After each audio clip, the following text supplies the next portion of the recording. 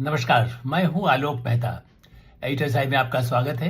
हमारा अनुरोध है कि आप एडिटर्स आई देखें, लाइक करें, सब्सक्राइब करें, मित्रों को और ग्रुप्स को, चाहे ग्रुप छोटे हों बड़े हों, जितना आपका विस्तार है उस हिसाब से आप उनको भी भेजेंगे हमारा वीडियो, या उनसे आग्रह करें कि वे भी सब्सक्राइब करें। और उसके बाद उनकी प्रतिक्रिया, उनके कमेंट्स, आपकी प्रतिक्रिया, आपके कमेंट्स हमको मिलते रहें, उसका हमेशा स्वागत है। पश्चिम बंगाल के चुनाव का निर्णायक दौर, मतदान आज समाप्त और धुआंधार वोटिंग, दावे प्रतिदावे और एग्जिट पोल आपके सामने टीवी चैनल्स पर दिख रहे हैं। और इसलिए मैं न भविष्यवक्ता हूं, न ज्योतिष हूं, न ही सट्टा बाजार कहिए या मार्केट जो इसको कहते हैं कि भाई मार्केट में क्या भाव चल रहा है, न उसमें मैं कहीं किसी तरह से उसकी जानकारी भी मुझे नहीं है कि कहाँ पर पैसा कौन लगाता है, कहाँ जाता है, कहाँ आता है। नेता लगाते हैं, समर्थक लगाते हैं, व्यापारी लगाते हैं, देश के लगाते हैं, दुनिया के लगाते हैं। भारत के चुनाव पे सबकी नज़र होती है। दुष्ट भी लगाते हैं और बहुत अच्छे अच्छे धार्मिक आस्था वाले लोग जो विश्वास करते हैं, जिनको भरोसा है कौन जीतेगा कौन हारेगा। आस्था की बात करें तो ज्योतिषी वर्षों से, आज से नहीं, आज़ादी के बाद, आज़ादी के पहले भी बड़े बड़े नेता भी ज्योतिषियों को बड़ा मानते थे। भारत तो बड़ा संस्कृति का देश है। एस्ट्रोलॉजी वैसे तो और चीन में भी है, ईरान में भी है, दुनिया में कई बार तो जैसा मैंने देखा रोनाल्ड रेगन भी उनकी पत्नी बड़ा मानती थी। ब्रिटिश की मार्गरेट थैचर को चंद्रा स्वामी तक पर भरोसा होने लगा था। तो अब ज्योतिष पर, और मैं भी ज्योतिष के विरुद्ध नहीं हूँ, मेरे संपादक मनोज श्याम जोशी खुद ज्योतिष के ज्ञाता थे और हम कई ज्योतिषियों की भविष्यवाणी, चुनाव की, नेताओं के भविष्य की, कौन बनेगा प्रधानमंत्री या चुनाव में कौन जीतेगा, ये साप्ताहिक हिंदुस्तान उस जमाने के 80 के दशक के पहले की पत्रिका, उसमें छापा करते थे। उन लोगों से मिलना भी होता था और तब हमारी भी परीक्षा होती थी। हमें रिपोर्ट थे कि भाई तुम जो बताया सही है, ज्योतिषी बता रहे हैं वो गलत है, वो सही है। और बाद में हम वो भी छापते थे और बाद में मैं आउटलुक तक, बाद में मैं 2000 के बाद भी, कहिए आप 2012-15, जब तक मैं ऐसी पत्रिकाओं में संपादक रहा, हम ये भी छापते थे कि ये भविष्यवाणी की गई और कितनी गलत हुई, क्या सही हुई। तो इसलिए मैं ओपिनियन पोल जिसे कह सकते हैं और एग्जिट पोल, दोनों के करने वालों के प्रति मेरा पूरा सम्मान है। मैंने कहा मैं कोई प्रतियोगी नहीं हूं। उनमें से कई तो हमारे पत्रकार हैं, ज्योतिषी हैं, जिनको हम जानते थे, उनके कई सही निकले, कई गलत निकले, काफी गलत भी निकले जहां तक मेरी जानकारी है। उसी तरह से किस किस को उन्होंने प्रधानमंत्री बनवाया, बने ही नहीं। ऐसे ही ओपिनियन पोल, और इसका थोड़ा सा बैकग्राउंड जरूर कहेंगे। भारत में प्रणव राय, जो अभी एनडीटीवी अब उनके हाथ में नहीं है, लेकिन फिर भी आज भी वो एक उसी पत्रकार वाली वेशभूषा में माइक लेकर के घूम रहे हैं और उनका एक अपना शौक भी रहा है, अपनी कंपनी रही है, अब भी कंपनी है, उनके पास करोड़ों की संपत्ति है, वो फिर भी काम कर रहे हैं। तो उनके प्रति मेरा सम्मान है, क्योंकि उन्होंने सबसे पहले इंडिया टुडे ग्रुप में जाकर, जब पत्रिका निकला करती थी, तब अरुण पुरी साहब से कहा था कि मैं ऐसा, चूंकि अमेरिका से पढ़ करके आए थे जहां तक मेरी जानकारी है, या वहां से उन्होंने पता किया होगा, चूंकि मैंने उनसे कभी पूछने का मुझे मौका नहीं मिला, तो उन्होंने कहा कि हम इस तरह से स्टडी करके बता सकते हैं। तो पहली शुरुआत भारत में भारतीय कंपनी के हिसाब से, भारतीय पत्रकार के नाते, प्रणव राय और एनडीटीवी से पहले इंडिया टुडे में इस तरह से कुछ एक प्रयोग के तौर पर शुरू हुआ कि एक सर्वे वगैरह किया जाए, ओपिनियन पोल ही आप उसको कहेंगे। और इस दूसरी तरफ, यदि भारत में जो इस तरह की सर्वे कंपनियां आई, उनमें असली अमेरिकन कंपनी एजी निल्सन, अब मैंने ये चेक नहीं किया है कि वो, क्योंकि मैं इन सबको फॉलो करता रहा हूँ, पत्रिकाओं में पहले वो छपता था जब तक टीवी चैनल भी नहीं आए थे, नहीं राजनीतिक दल भी उतना ध्यान नहीं देते थे। तो एजी निल्सन एक बड़ी आधिकारिक और जिसे कह सकते हैं उस समय भी करोड़ों अरबों रुपए की एम्पायर वाली संस्था रही, वो भी अपना इस तरह का ओपिनियन पोल वगैरह चुनाव पर भी करती थी और मार्केट के बारे में भी करती थी कौन क्या।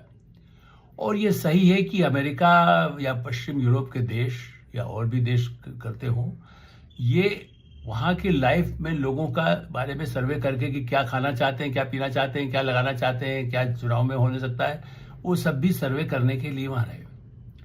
और चूंकि मैं जर्मनी में रहा हूँ, और या इसके अलावा अमेरिका के चुनाव हो, जर्मनी के चुनाव हो, ब्रिटेन के चुनाव हो, ऐसे कई चुनाव को देख वहाँ जाकर के भी एज ए रिपोर्टर के नाते, एज ए संवाददाता के नाते या संपादक के नाते भी बाद में भी जाना हुआ, तो मैंने कुछ वहाँ पर देखे हैं कि कैसे उनके चुनाव होते और चुनाव में मतलब किस तरह का जनता का मूड भांपते हैं। सबसे बड़ी बात मेरे दिमाग में यही है, जब मैं आज चुकी कहानी आपको बता रहा हूँ, इसलिए कहानी बता रहा हूं कि वो सर्वे उन देशों में जो पश्चिमी देश हैं वहां जीवन स्तर लगभग समान है। एक वर्ग है जिसको बहुत ही कम आमदनी वाला आप कह सकते हैं, लेकिन वो उस तरह के गरीब नहीं, उनको मिनिमम सुविधाएं हेल्थ की, चिकित्सा की, शिक्षा की मिलती है। भारत में एक घर में एक आदमी 20,000 कमा रहा है, एक आदमी हो सकता है 50,000 कमा रहा है, एक आदमी 2 लाख कमा रहा है, या मध्यम वर्ग का परिवार है उसके कुछ अलग है। महिला भी अब तो कमाने लगी है, या पहले भी कमाती थी, जहां जो कम आमदनी हो। और रुचियां भी हमारे यहाँ प्राचीन काल से सबको, कोई शाकाहारी को मांसाहारी है, कोई किसमें, कोई घर में कुछ खाता है, दूसरा कहता है नहीं मुझे ये पसंद नहीं है। तो भारत में वो जो मार्केटिंग वाले हैं उनके भी कई फेल हो गए, कंपनियां कुछ चली भी गई। फ्रांस की कंपनी बहुत बड़ी कंपनी है जो सिर्फ आइसक्रीम के बड़े बड़े डिब्बे बना करके भेजती थी, वो इसलिए बाद में बंद करना पड़ा कि भारत में तो बड़ा मुश्किल, महंगी पड़ती थी। वहां से आप सीधे आइसक्रीम बना कर भारत में बेचेंगे तो कितना चलेगी। ऐसे और भी कई कंपनियां भारत में वहां की रुचि के हिसाब से वहां की दृष्टि नहीं चली। तो खाने पीने में और उसी तरह से माइंड, लोगों का क्या ओपिनियन पोल है, जनता का मूड क्या है। वैसे हाँ, इसके पहले मैं आगे और जाऊं, इससे पहले ये भी बता दूं कि ऐसा नहीं है। अमेरिका में अब वहाँ जो अमेरिका के लोगों ने मुझे बताया था कि 1948 में वहाँ इस तरह का सर्वे जो बताया गया शुरुआत में, जब हमारे यहाँ तो बाद में भी सर्वे होते रहे हैं, वो बिल्कुल मिनट मिनट का आपने देखा था, चाहे रेगन का काल हो या भी बुश, और उसके बाद हमारे डोनाल्ड ट्रंप है। देखिए वो तो चुनाव के परिणाम पर भी केजरीवाल और राहुल गांधी की तरफ भरोसा नहीं करते थे, लेकिन फिर भी उस समय बिल्कुल कांटे के मुकाबले की बातें आती रही। लेकिन 1992 में ब्रिटेन के चुनाव को लेकर के भी जो सर्वे किया गया, ओपिनियन पोल वगैरह, एग्जिट पोल किया गया, वो गलत साबित हो गया। ब्रिटेन में तो मैंने इसलिए कहा कि वहां तो एक जैसी रुचि है। धीरे धीरे वहां, बल्कि शहरी में 2001 के आसपास भी ऐसे चुनाव को कवर करने गया था, तब हुआ कि साहब 36% ही लोग वोट डालते हैं। डालने में रुचि खत्म हो गई थी उनकी। ये सारा क्या है, सब कंजर्वेटिव भी ऐसे, लेबर भी ऐसे, लगभग आज भी निराशा का बहुत बड़ा दौर वहां है, लेकिन फिर भी पहले से वोटिंग वहां होने लगी है। तो जब अधिक प्रगति होती है तब भी एक निराशा हो सकती है, बहुत अधिक गरीबी हो तब भी निराशा हो सकती है, हालत सुधर सकती है। भारत में, अब मैं आता हूं भारत में, पश्चिम बंगाल में भी इस बार ऐतिहासिक, मतलब पिछले 50-60 सालों में भी, 50 का तो मैं कह सकता हूं चूंकि 71 से मैंने कवर करता रहा हूं। मैंने वहां बंगाल गया, कभी नहीं गया, कभी और राज्यों में गया, या दिल्ली में बैठ करके भी पत्रिकाओं के लिए, अखबार के लिए, टीवी के लिए, रेडियो के लिए भारत में, भारत के बाहर लिखता रहा।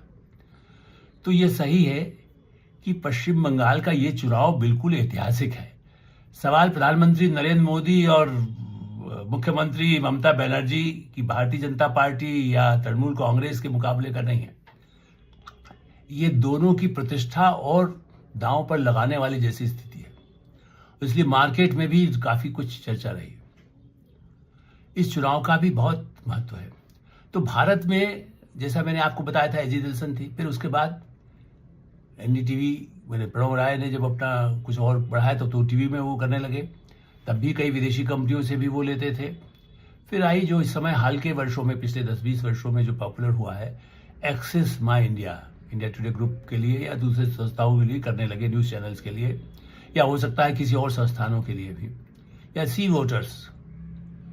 अब आप लोग सब नाम थोड़ा जानते होंगे, कई तो मेरे बड़े परिचित रहे हैं, और उन सबके साथ मेरा बड़ा संबंध, मतलब एक पत्रकार के नाते जो सबसे आपको रखना है, चाहे आप उससे सहमत हो असहमत हो, कभी कभी फोन करके उनके लोगों से कहता भी हूँ कि आप अरे नहीं देखिए सही निकलेगा। ये चाणक्य, सिनेक्स और ऐसे कई, साइनेक्स, मतलब कई ऐसी संस्थाएं हैं जिन्होंने अपना काम करने लगी है, और जिस ढंग से उनका एक अपना अस्तित्व बना है।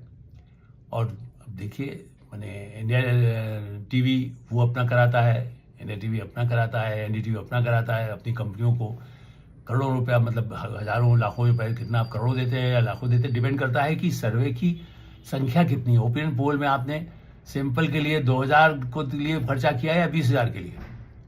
और दूसरा ट्रैकिंग, देखिए कुछ इनमें से ऐसी संस्थाएं हैं जो साल भर ट्रैकिंग, इसलिए आपने देखा होगा कुछ चैनल्स, कुछ पत्रिकाएं, अखबार बराबर अपना वो ट्रैकिंग, इस महीने में यदि चुनाव होंगे तो ये अवसर होगा।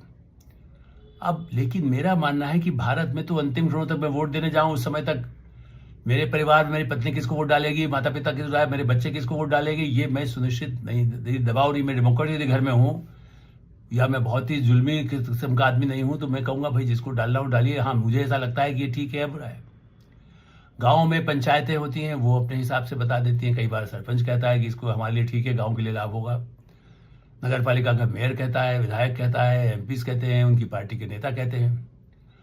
तो सर्वे वाले अलग अलग ढंग से अपना अपना काम करते हैं। तो उनका निष्कर्ष मैं इसलिए आज सब बात को उठा रहा हूं कि ओपिनियन पोल और एग्जिट पोल कभी तीर लगे, कभी तुक्का, कभी एकदम सही साबित हो गए, कहीं बिल्कुल धड़ाम से उल्टा गलत साबित हो गए। पुराना दूर मत जाइए, पिछले हरियाणा विधानसभा के चुनाव में कोई भी, मतलब पत्रकार भी शायद बहुत ही कम होंगे, मैं तब भी कहता था भाई पता नहीं क्या होने वाला है, क्योंकि बीजेपी अभी भी दावा कर रही है। लेकिन हाँ, ये कि मैं भी ये नहीं कह रहा था कि हुड्डा साहब की कांग्रेस पार्टी, भूपेंद्र हुड्डा जैसे ताकतवर नेता है, वो हार जाएंगे पूरी ताकत लगाने के बाद भी। इतने पास उनके साधन संपन्न पार्टी पूरी दांव पर लगाई हुई थी। और सर्वे भी ये कह रहे थे जीत रहे, वहाँ घोड़े रथ वहाँ लग गए थे, तैयारी मिठाइयों के पूरे हलवाई भरा करके जिस दिन चुनाव के परिणाम आए लगे हुए थे। और इस दृष्टि से काफी कुछ, लेकिन गलत साबित हो गया। इसी तरह 2004 में, चलिए ऐसा नहीं कांग्रेस की बात है, 2004 में अधिकांश ने एनडीए, चूंकि आप जानते हैं प्रमोद महाजन शाइनिंग इंडिया का जमाना था, अटल बिहारी वाजपेयी की सरकार थी, बहुत अटल बिहारी वाजपेयी जैसा कौन वक्ता है और कौन लालकृष्ण अडवाणी, दिग्गज नेताओं के होते हुए 2004 में एनडीए माने भारतीय जनता पार्टी पराजित हो गई। सारे पुराने पोल लगभग, उनमें से कुछ ने किया होगा सही, मैं सबकी रिपोर्ट नहीं दे रहा हूं, लेकिन वो गलत साबित हो गए। जो वो भारतीय जनता पार्टी से उस समय इतने अभिभूत थे। और मैं तब भी कहता था, और मैं जैसे आउटलुक पत्रिका में रहा, या नवजा में रहा, नवभारत टाइम्स में रहा, जिन जिन पत्रिकाओं में रहा, हिंदुस्तान में रहा, मैं अपने साथियों से या प्रबंधन के जो मार्केटिंग के लोग हैं उनसे भी कहता था कि भाई इसके बजाय पत्रकारों को घूमकर एक स्थिति, और वहाँ गाँव की स्थिति क्या है, शहर की स्थिति क्या है, आदिवासी इलाकों की स्थिति क्या है, इसकी एक रिपोर्ट छापते रहे, जनता अपने आप फैसला करेगी। ये इनमें कई कुछ करोड़ रुपए दे दीजिए और इनके खाली इसके मूड ऐसा है ये बताने के लिए। और लेकिन फिर भी कई संस्थान कराते रहे, बल्कि अंग्रेजी के संस्थान कराते थे, हिंदी में रह करके मैं कहता था कि हम उसमें से कुछ ले लेंगे, उस दूसरा हम अपने रिपोर्ट और संवाददाताओं छापेंगे। मतलब मुझे अविश्वास है, उनके प्रति कोई दुर्भावना नहीं है, लेकिन मेरा ये कहना था कि भारत जैसे देश में कोई ओपिनियन पोल, एग्जिट पोल बहुत सही नहीं हो सकता है। थोड़ा बस, जिसको कहते हैं चावल कितना पका है, आप उसे थोड़ा सा अंदाज लगा लीजिए, लेकिन नीचे यदि वो जल गया है, कहीं दाल कहीं नीचे जल गई है, कई बार उसकी गंध यदि नहीं आई है तो पता नहीं चलेगा। या और भी कई इस तरह के खाने पीने के है, मैं ज़्यादा एक्सपर्ट फूड का नहीं हूँ। तो आप ये देखिए कि इसलिए ये जो आज भी एग्जिट पोल आए हैं, इनमें आपको ने सुना ही होगा, कुछ ने कह दिया कि भाई बिल्कुल भारतीय जनता पार्टी का प्रभारी एनडीए आ सकता है, और अधिकांश कई का तो ये कहना ही नहीं, ममता बनर्जी उनको हिला नहीं पा रहे हैं, वही जीत रहे हैं।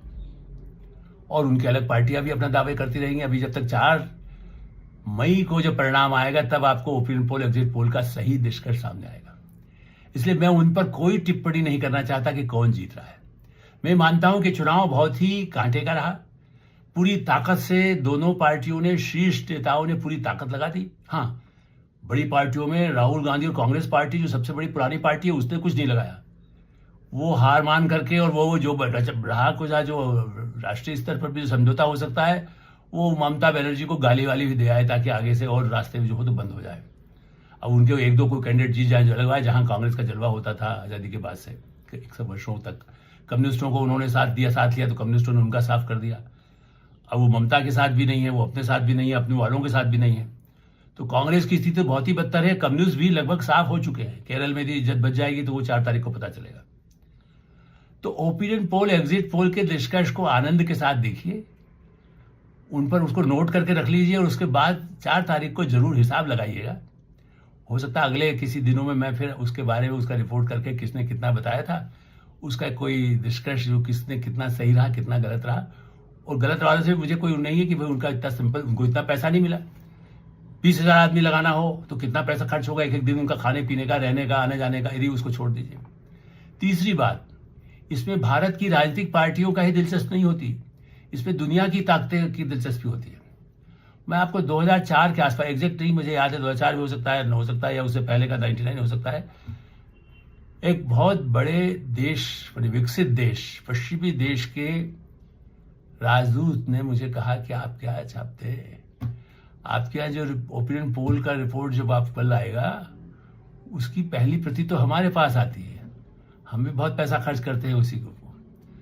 तो विदेशी, तब से मुझे अंदाज है कि ब्रिटेन, अमेरिका जैसे देश या रूस या चीन, उनकी भी नज़र इन पर होती है। कई एजेंसियों को खुद भी फंडिंग करते हैं कि आप हम बताइए।